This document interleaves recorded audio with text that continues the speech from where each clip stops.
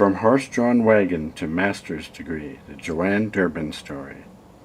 In the early years of the 20th century, Dutch immigrants Stephen and Jenny Vande started a farm and a family near the northwest Iowa town of Rock Valley.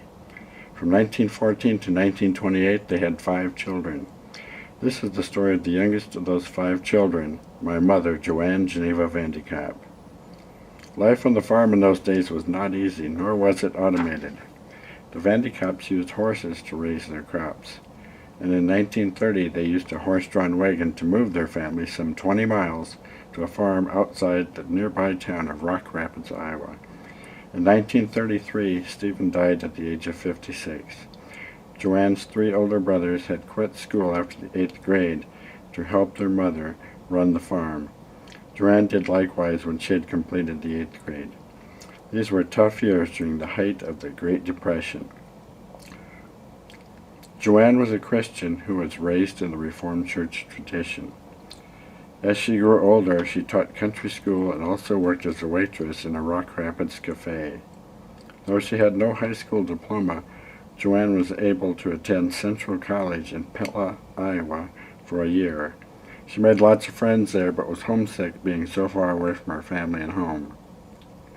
After that year, she transferred to Westmore College in Lamars, Iowa, which was much closer to the farm near Rock Rapids.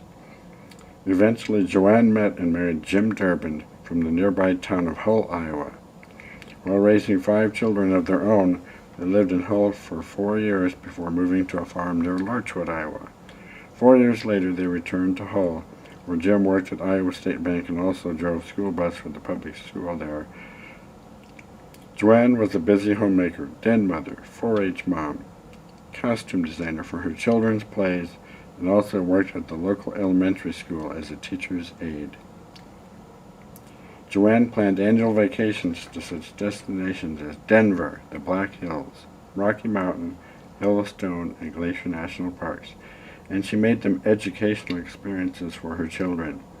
If the family was passing near a state capitol building, she made sure they went inside to learn about the state's history. When the oldest children were in high school, Joanne also began taking education courses at nearby Northwestern College. Without really planning it, she and her oldest son, Dennis, actually graduated from Northwestern together in 1976. She was the only member of her family of origin to attend and graduate from college. The Orange City newspaper featured an article on the mother-son graduates. While Joanne was a college student, she and her daughters Nancy and Stephanie, who were also Northwestern students, and son Donovan, all went on a summer college studies tour of the Netherlands.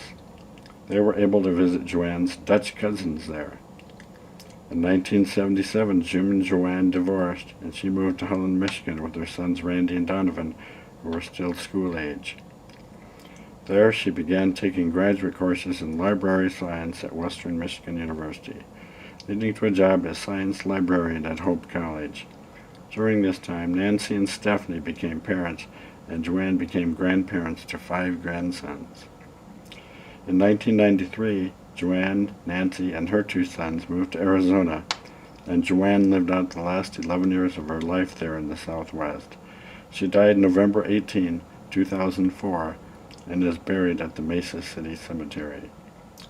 Between Joanne and her 5 children, they earned 13 college degrees, 7 master's degrees, and 6 bachelor's degrees.